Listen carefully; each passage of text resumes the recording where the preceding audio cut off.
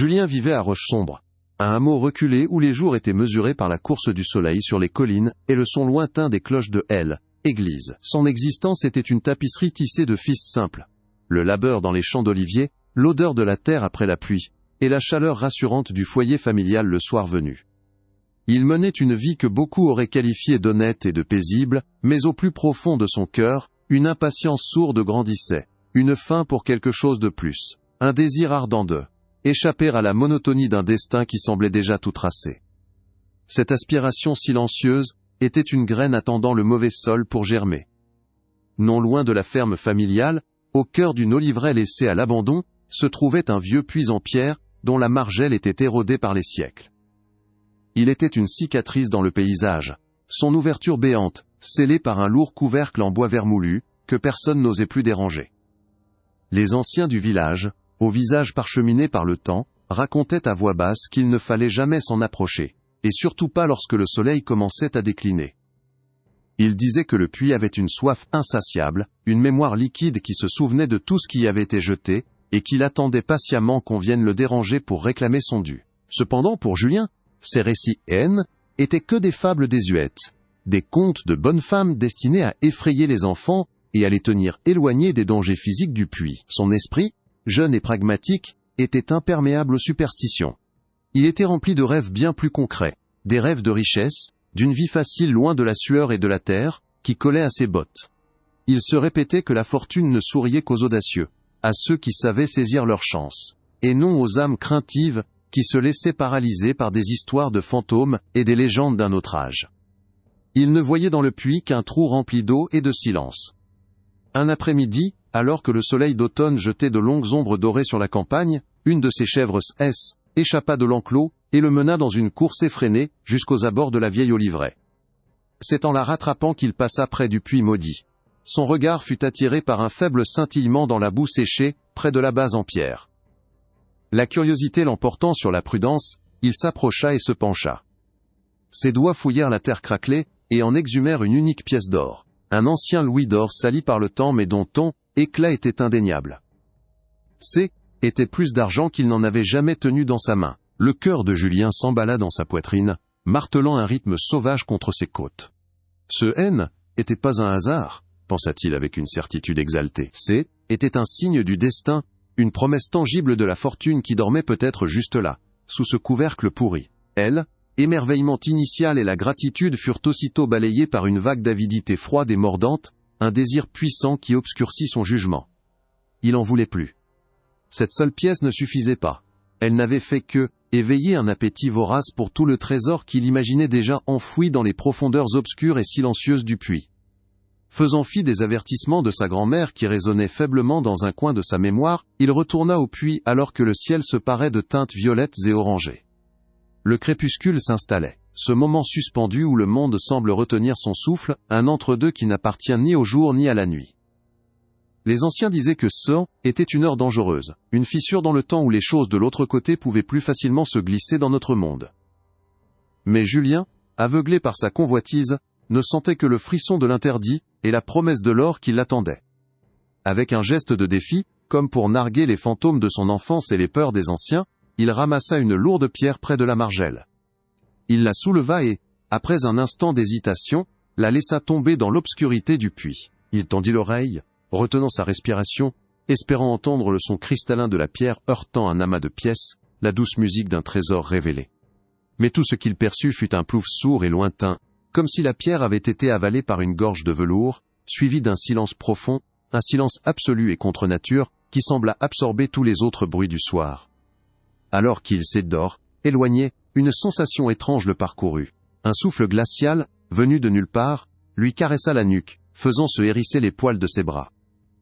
Dans ce souffle, il crut percevoir un murmure, un son presque imperceptible, semblable au froissement de feuilles sèches agitées par une brise inexistante.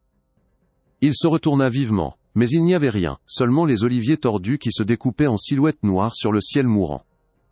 Il haussa les épaules, se convainquant que ce N était que l'air du soir qui jouait avec ses nerfs. Il ne savait pas encore qu'il venait d'entendre quelque chose qui n'appartenait plus à ce monde. La nuit suivante, alors que la lune projetait une lumière blafarde à travers les fenêtres de sa chambre, Julien entendit de nouveau le son. Ce « N » était plus le murmure indistinct qu'il avait perçu près du puits, mais un chuchotement plus clair, plus proche, chargé d'une humidité surnaturelle. Il semblait provenir de juste derrière la vitre, comme si une bouche était pressée contre le verre froid, essayant de se faire entendre à travers la barrière fragile qui séparait sa chambre du monde extérieur. Il s'assit brusquement dans son lit, le cœur battant à tout rompre dans le silence de la ferme endormie. Il tenta de se persuader que ce « N » était que le vent, mais au fond de lui, une certitude glaciale s'installait. Le vent ne connaissait pas son nom. Avec le passage des jours, la présence devint une compagne constante et invisible. Le chuchotement ne se limitait plus à la nuit. Il le suivait dans les champs. Un son liquide et persistant, qui semblait s'accrocher à ses talons. Sa maison, autrefois son havre de paix, commença à changer. Une odeur tenace de terre mouillée et de feuilles en décomposition imprégnait les murs. Une puanteur de crypte qui ne partait jamais, même lorsqu'il aérait les pièces. Les animaux de la ferme devinrent nerveux et agités. Les chèvres bêlaient sans raison, et les poules refusaient de quitter leur perchoir, comme si elles sentaient une menace que lui ne pouvait que deviner. Il se sentait observé à chaque instant, chaque recoin sombre de sa propre maison semblant abriter des yeux qui le fixaient. L'escalade atteignit un point de non-retour une soirée pluvieuse. Assis près de la cheminée, essayant de trouver un peu de réconfort dans la chaleur des flammes, il sentit le froid s'intensifier brutalement. La température de la pièce chuta comme si une porte était ouverte sur l'hiver. Puis, il l'entendit. Le chuchotement « N » n'était plus dehors, ni même dans un autre coin de la pièce. Il fut soufflé directement contre son oreille. Une bouffée d'air glacial portant une intonation liquide et putride, si proche qu'il sentit une humidité fantôme sur sa peau. Il bondit de sa chaise, se retournant vivement, le poing levé. Il n'y avait rien. Absolument rien, si ce n'est le silence assourdissant qui suivit. Il comprit alors, avec une certitude qui lui glaça le sang, qu'il N était plus seul. Le sommeil devint un territoire ennemi, un luxe qu'il ne pouvait plus s'offrir. Ses nuits étaient des veillées angoissées, passées à écouter chaque craquement du plancher, chaque gémissement du bois de la vieille ferme. Épuisement commença à brouiller la frontière entre le réel et l'imaginaire.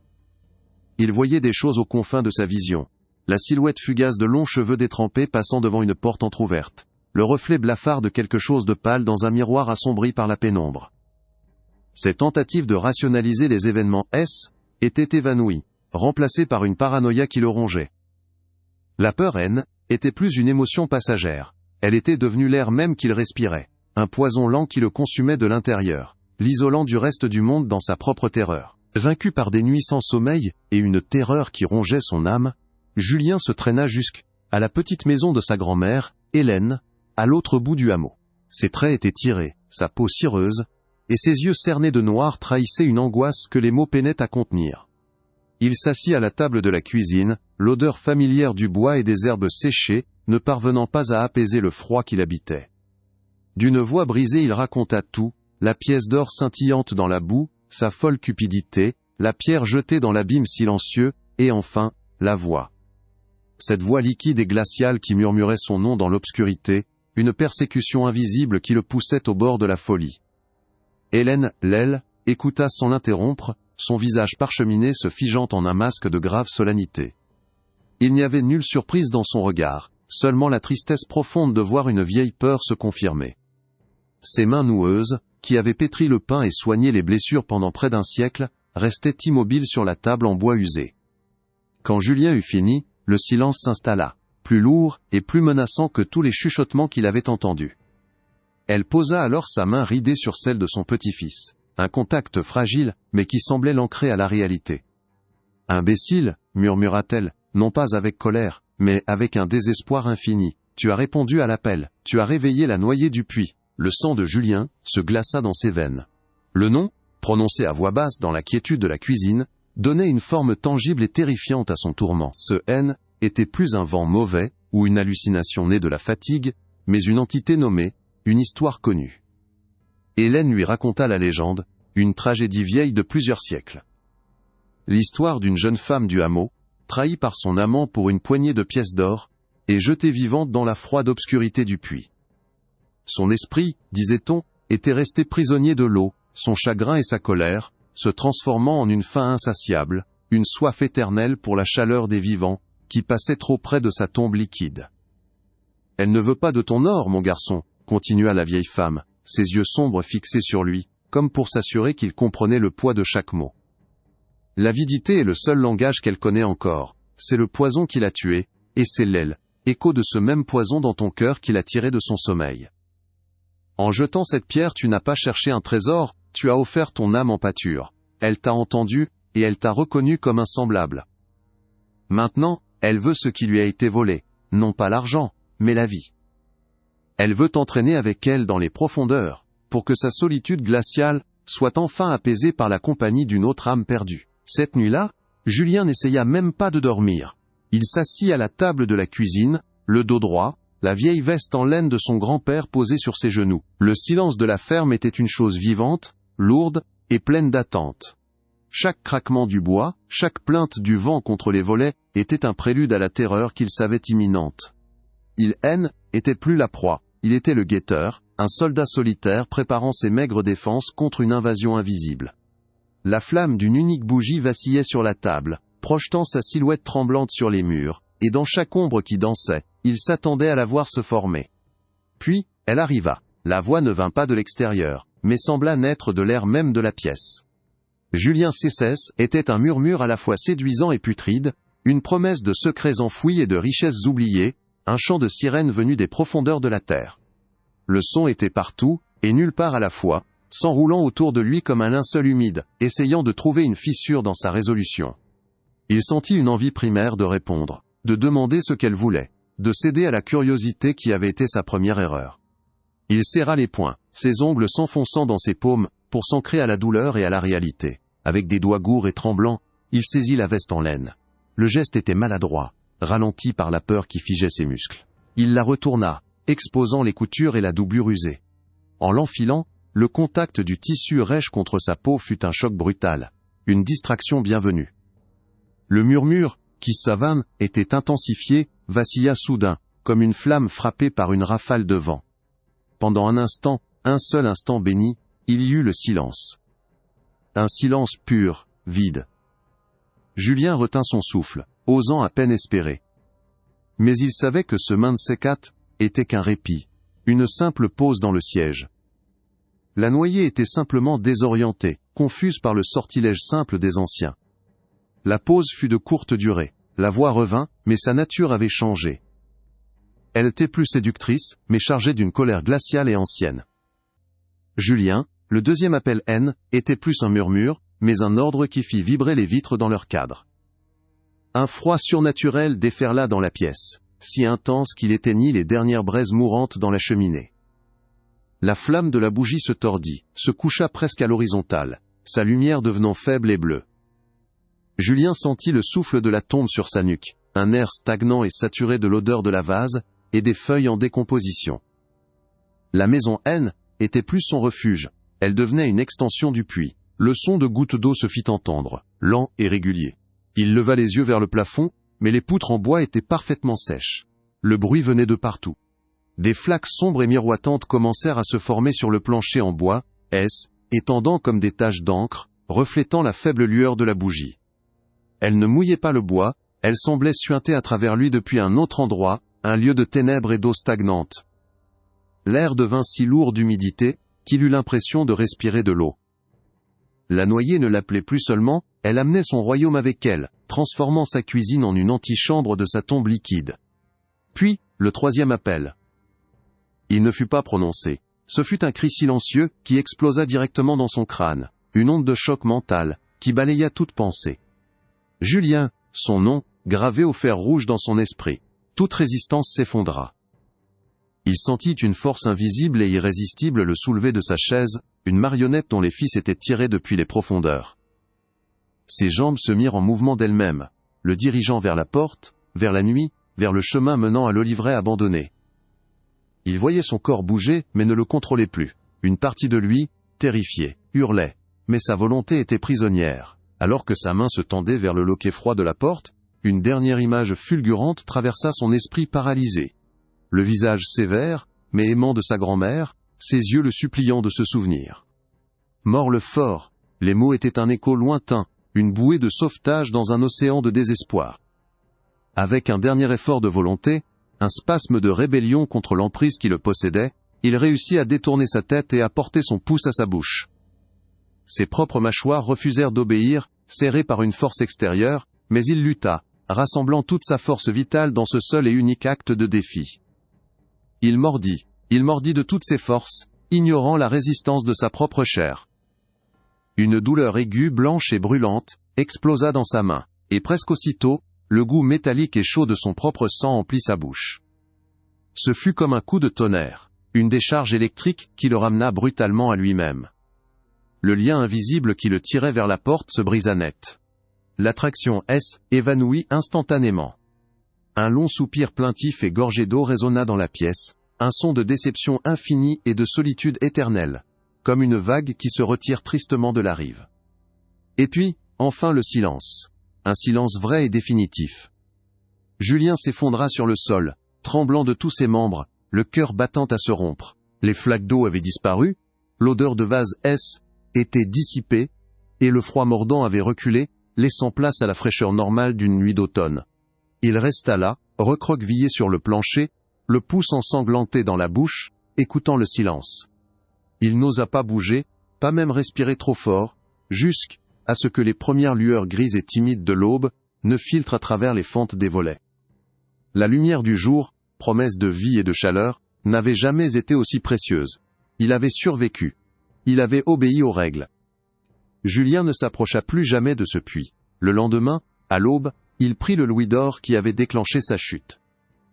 La pièce semblait froide dans sa paume, non plus une promesse de richesse, mais le poids mort d'une âme en peine. Il ne la nettoya pas. Il voulait sentir la terre du puits sur ses doigts, un dernier contact avec l'horreur. D'un pas lourd, il se dirigea vers la rivière qui traversait la vallée, loin, très loin de l'oliveraie maudite. Sans un mot, sans une prière, il lança la pièce dans le courant rapide. Il la regarda disparaître dans un éclat bref, emporté par l'eau vive, qui, contrairement à celle du puits, ne gardait rien en mémoire. Était un acte de renonciation, un moyen de purifier ses mains et son âme de la froide tentation qui avait failli le condamner. La vie à Roche-Sombre reprit son cours, mais pour Julien, le monde n'avait plus les mêmes couleurs. Son arrogance juvénile, était dissoute dans la terreur d'une seule nuit, remplacée par une prudence silencieuse et une gravité qui le faisait paraître plus vieux que son âge. Il travaillait ses champs avec une diligence nouvelle, non plus par désir d'en échapper, mais avec le respect de celui qui comprend la valeur d'une existence simple et ancrée dans le réel. La cicatrice sur son pouce, une petite marque blanche en forme de croissant, ne s'effaça jamais complètement. Elle était là pour lui rappeler constamment que certaines portes, une fois ouvertes, ne se referment jamais tout à fait, et que le monde visible n'est qu'une fine croûte, posée sur des profondeurs obscures et affamées. Il ne parla plus jamais de cette nuit, même pas à grand-mère. Il n'en avait pas besoin, un regard échangé entre eux suffisait. Elle voyait dans ses yeux qu'il avait compris, qu'il portait désormais le fardeau de la connaissance. Il écoutait maintenant les histoires des anciens, non plus avec le scepticisme d'un jeune homme pressé, mais avec l'attention d'un survivant qui sait que ses contes sont des cartes de territoire dangereux. Le puits, dans son oliveraie abandonné, restait une présence silencieuse à l'horizon, une menace endormie qu'il sentait peser sur le hameau. Il n'avait pas vaincu la noyée, il lui avait simplement échappé, et il savait qu'elle attendait, patiente, que quelqu'un d'autre, aveuglé par la même cupidité, vienne jeter une pierre dans son silence. Écoutez attentivement cette histoire, et qu'elle vous serve d'avertissement. Les anciennes règles n'ont pas été écrites pour être bravées. Ce sont des boucliers forgés dans le temps et trempés dans la peur, destinés à protéger les vivants des appétits des morts.